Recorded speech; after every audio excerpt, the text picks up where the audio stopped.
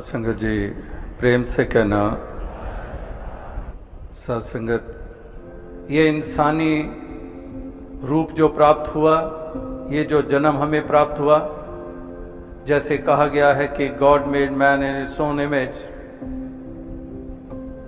तो अगर परमात्मा ने, गॉड, ईश्वर ने, अल्लाह ने, निराकार ने ये बंदों का स्वरूप बनाया तो परमात्मा की इमेज बताई गई। लेकिन अंधेरे के कारण, अज्ञानता के कारण ऐसे भ्रम में पड़ा हुआ कि अपने असली वजूद की पहचान नहीं कर रहा, इसलिए इसने अपनी पहचान कुछ और बना ली है। तो महापुरुष, संतजन, सेंट्स एंड सेजेस, वो हमेशा ही इंसान की ऐसी अज्ञानता को और भ्रमों को दूर करते हैं। एक जीवन में ऐसा उजाला, ट्रू नॉलेज प्रदान करके, ऐसी रियलाइजेशन के द्वारा उनके जीवन में ऐसा सवेरा ले आते हैं। जैसे सूर्य उदय होता है तो सवेरा हो जाता है,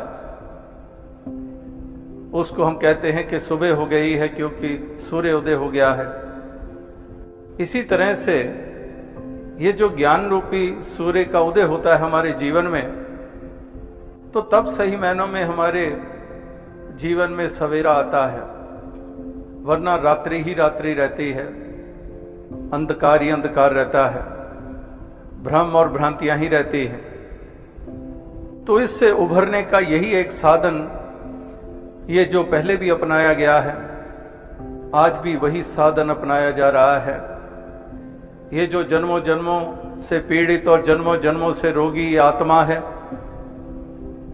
ये ओवर सोल से बिछड़ी हुई ये soul, the soul which is separated from the oversoul because of ignorance, that ignorance has to be removed so that soul becomes the oversoul or merges in the oversoul। तो हमारे इंसान का जो हमने वजूद प्राप्त किया है, ये औरों के काम आने के लिए, दर्द दिल के वास्ते पैदा किया इंसान को, कि दर्द दिल के वास्ते पैदा किया इंसान को, वरना मालिक के पास फरिश्तों की कमी ना थी। एक इंसान के रूप में पैदा किया ताकि इंसान इंसान के काम आ सके, इंसान इंसान का हितैषी बन सके, इंसान इंसान की पीड़ा ये हर सके। इस प्रकार से ये इंसान के इस वजूद की महत्ता और जो भी इसमें योगदान देते हैं, वाकई उसका कितना महत्व हुआ करता है। क्योंकि जैसे पहले कहा कि इंसान जीते हैं केवल उस तल तक, उस लेवल तक जहां पर केवल और केवल अपने बारे में सोचा जाता है, अपने बारे में किया जाता है। लेकिन भक्तजन कितने से कितने बलिदानों में से गुजरते हुए औरों का किए चले जाते हैं, औरों को दिए चले जाते हैं। जैसे कबीर जी के भी वो वचन अक्सर हम पढ़ते हैं कि कबीर दिए जा, जब तक तेरी देह देह खे हो जाएगी, कौन कहेगा दे। तो इस तरह से इस देही के खे होने से पहले तू दिए चले जा, तू किए चले जा औरों के लिए। अपने लिए जीना भी कोई जीना नहीं हुआ करता है। इसलिए भक्तजन परोपकारी ये संसार को ये उत्तम देन ये देते चले जाते हैं, और उसी में ही कितनी खुशी और कितनी आंतरिक एक आनंद की महसूसियत हो जाती है। जैसे दास ने पीछे ही लास्ट ईयर जो एक ऑर्गेनाइज रेस की थी, मिशन ने, जो फाउंडेशन, जो चैरिटेबल फाउंडेशन, सन्नकारी charitable foundation organized a race run for oneness, to establish oneness, to establish unity in diversity. So on that occasion I quoted a quote which was said and written by some thinker. He said that participating on such occasions, in such drives, maybe we get tired and our mouth, throat, lungs we feel the thirst, but that thirst goes away within few minutes, and the pain in the legs we have, that also vanishes, goes away in a week or so, but the glory and satisfaction of participation, that forever remains. So that sort of sense of participation in such drives, in such to fulfill such aims. तो इस तरह से कितनी पीड़ा जर के भी ये भक्तजन किस तरह से ये योगदान ये लगातार देते चले जाते हैं, ताकि इंसान का भला हो और दूसरे की भलाई, मेरी भलाई दूसरे की भलाई में छिपी हुई है। और इंसान को यही बात कदम कदम पर बताई जाती है कि इंसान तुम भलाई तो क्या करनी है, तुम इंसान का नुकसान करते चले जा रहे हो। तो अगर भलाई पूरी तरह से तुम्हें तसल्ली हो चुकी है कि तुम भलाई नहीं कर सकते, तुम भलाई के कार्यों में अपना योगदान नहीं दे सकते, तो कम से कम ये तो कर दो कि बुराई तो करना छोड़ दो, कि कम से कम उस रास्ते से तो बाज आ जाओ। अगर नहीं कर सकते, लेकिन जिसके कारण नुकसान हो रहा है वो राह तो छोड़ दो, उस मार्ग को तो छोड़ दो। उस मार्ग पर चल रहे हो तो नुकसान किए चले जा रहे हो। इसलिए तुम इस प्रकार से अपने आप को संभाल लो, ऐसी मानसिकता में अपने आप को ढाल लो कि जिसके कारण तुम्हारा खामोश रहना भी वो इस प्रकार से भलाई का कारण बन जाएगा, क्योंकि तुमने वो वैर, ईर्ष्या, नफरत, हिंसा वाले शोरो गुल से तुमने उस तरफ से अपना आप को मोड़ लिया और उस तरफ से तुम खामोश हो गए हो।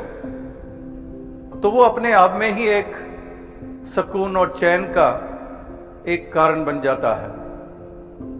तो इस प्रकार से ये संतों, महात्माओं, गुरु, पीर, पैगंबरों की यही एक शिक्षाएं हैं, यही उनके एक पैगाम हैं जो युगों युगों से ये दिए गए हैं। जो ऐसे योगदान देते हैं, वाकई वो एक नुमाइंदगी करते हैं एक सच्चे इंसान की, वो पहचान बनते हैं सच्चे इंसान की, क्योंकि वो इस प्रकार से एक जगे हुए दीपक के समान एक आशा की किरण बनते हैं, एक संसार के अंधकार को दूर करने के लिए वो अपने योगदान देते हैं। इस तरह से ये जगे हुए दीपक जितने बढ़ते चले जाएंगे उतना अंधकार कम होता चला जाएगा, क्योंकि इजाफा होगा जले हुए दीपकों का, तभी अंधकार में कमी आएगी। अगर जैसे आप देखते हैं कि एक दीपक जल रहा है तो उस दीपक का अपना डायमीटर है, उस पर्टिकुलर रेडियस की लिमिटेशन है, वहीं तक उसकी रोशनी जाएगी। अब और एक ऐड हो गया, एक और ऐड हो गया, और थोड़ी थोड़ी डिस्टेंस के साथ उसको रखते चले जाएं दीपकों को, तो हम देखते हैं कि वो जो उजाले का फैलाव था वो दायरा कितना और बढ़ता चला गया। यानी कि उस दायरे में पहले तो अंधकार था, लेकिन वो अंधकार वाला दायरा कम हो गया क्योंकि उजाले वाला दायरा बढ़ गया। इसी प्रकार से एक उजाले वालों की बहुतात अगर हो जाए तो वाकई ये धरती, ये जन्नत बन जाए, ये धरती जो है ये स्वर्ग बन जाए।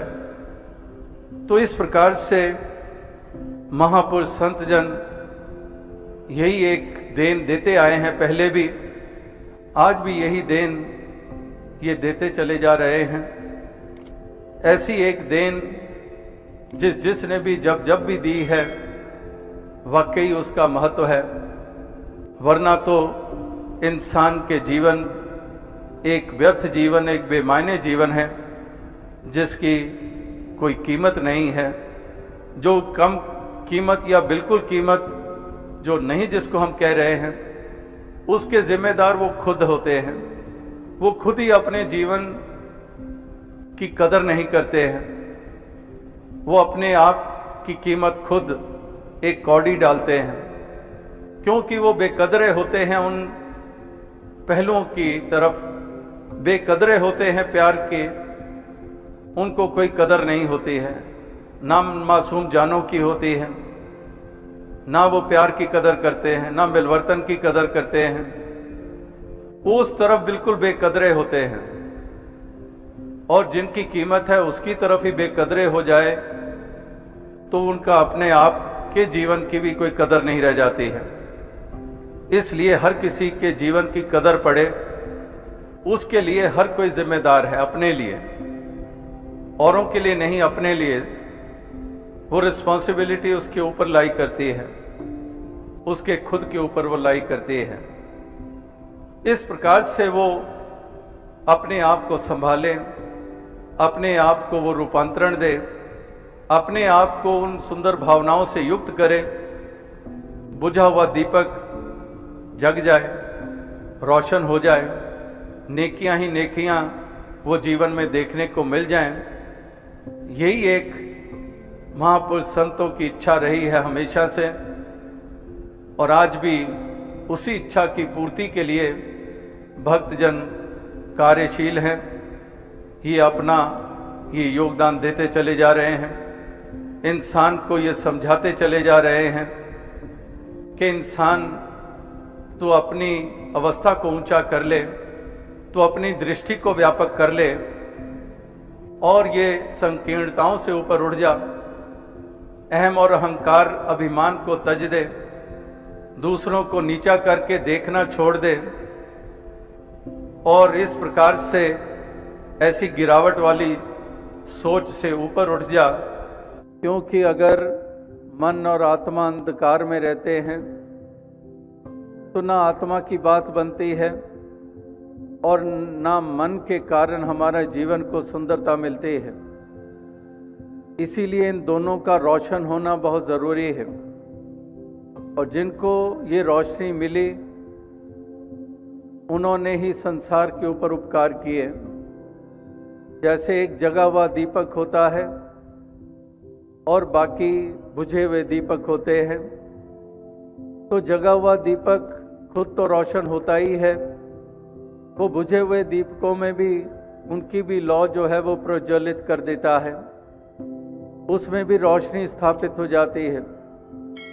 इसी तरह से वलियों, संतों, गुरु, पीर, पैगंबरों ने युगों युगों से इंसान के जीवन के अंधकार को दूर किया, आत्मा को परमात्मा से जोड़ा, मूल से जोड़ा, सत्य का बोध कराया, असली पहचान प्रदान की, और इसी तरह से जीवन जीने के सलीके भी वो भी उन्होंने सिखाए, क्योंकि उन्होंने इस मन को भी प्रज्वलित कर दिया। इस मन में भी फिर भाव सुंदर पैदा होने शुरू हो गए, मन में खड़ी हुई दीवारें गिरना शुरू हो गईं, विपरीत जो भी भाव थे वो धूमिल होना शुरू हो गए, और एक सुंदर निखरा हुआ रूप इंसान का वो देखने को मिलने लगा। और वही निखरा हुआ सुंदर रूप इंसान का, उसी को दूसरे शब्दों में देवता कह देते हैं। तो इस तरह से ये देवत्व ये कितनों के जीवन में आता चला गया, और उन्हीं से प्रेरणा लेने के लिए भक्तजन, महापुरुष, संतजन ये लगातार ये अपने पैगाम देते चले जा रहे हैं, ये उपकार करते चले जा रहे हैं। महापुरुषों, भक्तों के पैगाम को अक्सर हर कोई नहीं समझ पाता है। अगर हर कोई इसको समझ पाता तो जो ऐसे सच के मार्ग पर चलने वाले, हर किसी के जीवन में रोशनी लाने वाले, उनके ऊपर भी फिर जुल्म ना किए जाते। हमने इतिहास के पन्नों में देखा है जहाँ पर किस तरह से भक्तों, संतों, वलियों, गुरु, पीर, पैगंबरों के ऊपर भी कितने जुल्म ढाए गए, लॉर्ड जीसस क्राइस्ट की क्रूसिफिकेशन जब हम देखते हैं, एक दिल दहल उठता है। कितने घिनौने तरीके से उनके ऊपर जुल्म किए गए उनके शरीर के साथ, और कदम कदम पर जीवन भर रास्ते में कितनी रुकावटें खड़ी की। इसी प्रकार से इतिहास के पन्नों में हमें ऐसे ही एक मिसालें ये मिलती हैं। उसके पीछे कारण क्या है? कारण यही है कि संतों महात्माओं के उनके संदेश को इंसान ने समझा नहीं, क्योंकि इंसान इतना गहरे अंधकार में विचरण करता आया है, इतनी एक भ्रमों में जीता आया है, इतनी भ्रांतियों में जीता आया है, असत्य को सत्य मानता आया है। और जब सत्य सामने लाने के प्रयास हुए तो उन सत्य सामने लाने वालों को भी मिटाने में ये संसार हमेशा अपना कार्य करता रहा है। लेकिन संतों महात्माओं ने हमेशा वो मार्ग अपनाए रखा, और ये हमेशा से ये भी सच्चाई रही है कि जो संतों ने सच बताया था वही सत्य रहा है, और संसार जिस असत्य को सत्य मानकर चलता आया है वो वाकई असत्य रहा है, वो कभी सत्य नहीं बना है।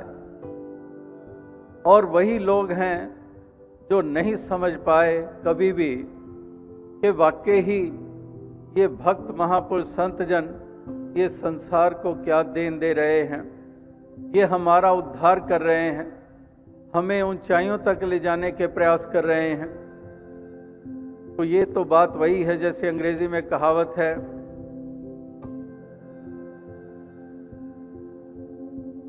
कि those who were seen dancing were thought to be insane by those who couldn't hear the music। तो जो वाकई ही इस प्रकार से देखते आए वो लोग थे जिन्होंने उनके कान जैसे बंद होते हैं, वो संगीत ही नहीं उनके कानों में सुनाई दे रहा, और वो यही सोच रहे थे कि ये तो ऐसे ही नाच रहे हैं, ये बावरे हुए पड़े हैं, क्योंकि उनको संगीत ही सुनाई नहीं दे रहा था। इसलिए उनको भी जो राह दिखाने वाले उनको भी कुराइया कहते रहे। जिन्होंने रास्ते दिखाए उन्हीं के बारे में कहा कि ये तो भटके हुए हैं, ये तो भूले हुए हैं। इस तरह के फैसले अज्ञानता वालों ने हमेशा हमेशा दिए हैं। लेकिन बात वही आती है कि महापुरुष संत जनों का अभिप्राय हर किसी का उद्धार करना है, हर किसी का कल्याण करना है। इसीलिए वो अपना कार्य करते चले जाते हैं, वो अपनी देन देते चले जाते हैं। चाहे लाख रास्ते में रुकावटें आए, वो आगे निकलते चले जाते हैं। जैसे पानी पहाड़ों से बहता है, रास्ते में कितनी ही चट्टानें आती हैं, कितने बोल्डर्स आते हैं, लेकिन वो पानी ठहरता नहीं है। वो उसी तरह से उन बोल्डर्स को, उन पत्थरों को, उन चट्टानों को छूकर दाएं बाएं से गुजरता चले जाता है। वो अपना रास्ता बनाते चले जाता है, क्योंकि उस जल का ध्येय यही है कि उसने भी उस मंजिल तक पहुंचना है, उसने भी सागर तक पहुंचना है। और सागर तक पहुंचने तक रास्ते में पता नहीं कितने खेत हरे करने हैं, कितनी फसलें पैदा करने में अपने योगदान देने हैं, कितने फलदार वृक्षों के लिए सहायक सिद्ध होना है, कितनी मैल लिबासों और शरीरों की उतारनी है। तो इस तरह से वो एक यात्रा उस जल की लगातार चलती है। तो इसी प्रकार से महापुरुष भक्त जन भी, वो भी इस संसार में विचरण करते आए हैं, संसार के उद्धार के लिए, हर मानव के उद्धार के लिए, ताकि इस भव सागर में डूबे नहीं, इस भव सागर से पार उतर जाए। ये जो अज्ञानतावश ये ऐसी जकड़न में जकड़े हुए हैं, जिन बंधनों में पड़े हुए हैं, इन बंधनों से निजात मिलने वाली नहीं है। इनको जब तक ये ज्योत इनकी जगती नहीं है, जब तक ज्ञान उजाला जीवन में आता नहीं है, तब तक इनकी बात बनने वाली नहीं है। इसीलिए महापुरुषों ने इंसान को बार बार कदम कदम के ऊपर ये एहसास कराया कि समय बहुत अमोलक है, समय हाथों से निकल जाता है, समय किसी के इंतजार करता नहीं है, ये अपनी रफ्तार से चलता चले जाता है। और सीमित सा समय हमें मालिक ने ये मनुष्य जन्म दे के दिया है।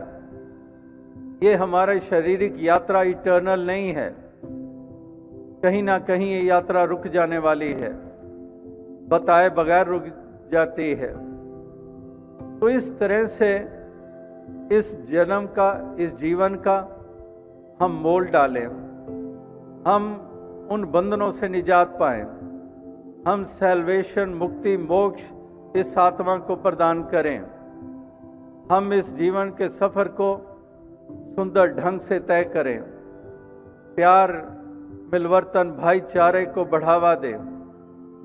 हमेशा हम हार्मनी को स्थापित करने में अपने योगदान दें। हमने अपने दर्जे को बढ़ाना है। हमारे दर्जे कोई दौलतों के कारण नहीं बढ़ने वाले हैं।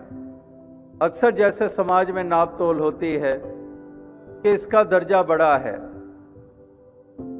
इसका दर्जा बड़ा इसलिए है क्योंकि इसके पास दौलत बड़ी है, इसका दर्जा इसलिए क्योंकि ऑफिसर है, इसका दर्जा इसलिए बड़ा है क्योंकि ये हुकूमत करता है, इसका दर्जा इसलिए बड़ा है क्योंकि इसके पास बहुत से ऐसे टैलेंट्स हैं। तो उस तरह से हम दर्जे उनको मानते हैं ऊंचे दर्जे वाले।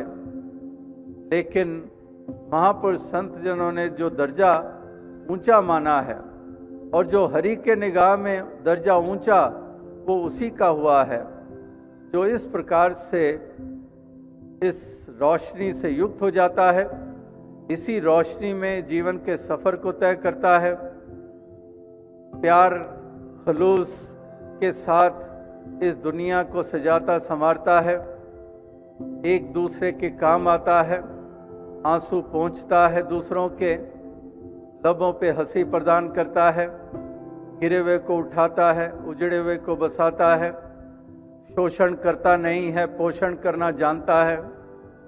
तो इस प्रकार से जिसकी ये अवस्था बन जाती है, ऐसी चाल बन जाती है, तो वाकई वो ऊंचे दर्जे वाला हुआ करता है, वो ऊंचे दर्जे वाला होता है। चाहे कुटिया में रहने वाला क्यों ना हो, चाहे साधारण सी धोती और कुर्ता पहनने वाला क्यों ना हो, चाहे मैले कुचैले वस्त्र वाला क्यों ना हो, चाहे अनपढ़ हो दुनियावी पढ़ाई लिखाई के लिहाज से, लेकिन वो ऊंचा होता है। तो इस प्रकार से ये दर्जा ऊंचा अपना हर कोई करे, इसके लिए ही महापुरुष प्रेरित करते हैं, इसीलिए संदेश देते हैं, इसीलिए पैगाम देते हैं कि इंसान इस जीवन के सफर को तय कर रहे हो तो इस भाव से तय करो, इस अवस्था में आके तय करो। ये समय हाथों से जा रहा है, एक युग, सदियां, साल बीतते चले गए हैं और ये बीतते ही हैं। वरना तो अपने अपने लिहाज से तो हर कोई सोचता है कि मैं तो इस प्रकार से ऊंचे दर्जे वाला हूं ही, मेरा रास्ता तो सबसे बेहतर है ही, चाहे बुरे से बुरा काम करने वाला क्यों ना हो। कई दफ़ा दास वो मिसाल देता है कि कत्लो गारत करने वाले, डाके डालने वाले, मातम फैलाने वाले, एक हैवानियत की चाल चलने वाले, एक किसी इंसान, ऐसे इंसान को पूछा गया कि तेरा मित्र कहाँ पर है, तो आगे से वो कहता है जी वो तो स्वर्ग से धार गए हैं। यानी कि कत्लो गारत करने वाले वो भी स्वर्ग सिधार गए कि वो स्वर्ग में चला गया है। मेरा साथी जो हम मिलजुल कर कत्ल करते थे वो स्वर्ग में चला गया है। तो इस प्रकार से ऐसी एक भाव रखने वाले, ऐसी अवस्था में जीने वाले ये नादानियां करते चले जाते हैं। तो महापुरुष संत जन आज भी यही पैगाम दे रहे थे, यही संदेश दे रहे थे कि हमने रोशन होना है, अपने जीवन को रोशन करना है, हमने संसार को रोशन करना है, हमने चारों तरफ उजाला फैलाना है, चारों तरफ उजाला स्थापित करना है, हमने चारों तरफ एक इंसानियत और मानवता को बुलंदी तक ले जाना है, हमने प्यार को मजबूत करना है, हमने सहनशीलता के साथ विचरण करना है और इस तरह से ये संसार को एक सुंदर रूप देते चले जाएं। यही एक उत्साह लिए हुए, यही भाव लिए हुए महापुरुष संत जन ये लगातार प्रयास करते चले आ रहे हैं। और जो भी जिस रूप में भी ऐसे बेहतर योगदान दिए जाते हैं जो कुछ संवारने के लिहाज से हैं, वरना बिगाड़ने वाले भी योगदान ही हुआ करते हैं, लेकिन संवारने के रूप में, बेहतरी के रूप में, बेहतरी लाने के रूप में, सजाने के रूप में, संवारने के रूप में, वो योगदान जिसके द्वारा जिस रूप में भी दिए जाते हैं, वाकई ही उसकी अहमियत ये हमेशा सज्जन जानते हैं, भक्त जानते हैं कि वाकई ही उसी की अहमियत होती है कि वो कुछ पॉजिटिव दे रहे हैं, वो कुछ संवार रहे हैं। तो इसलिए उनकी महत्ता ये हमेशा से रही है। तो दास और अधिक शब्दों का सहारा ना लेता हुआ इन्हीं शब्दों से आपसे इजाजत चाहेगा। साध संगत जी, धन्यवाद।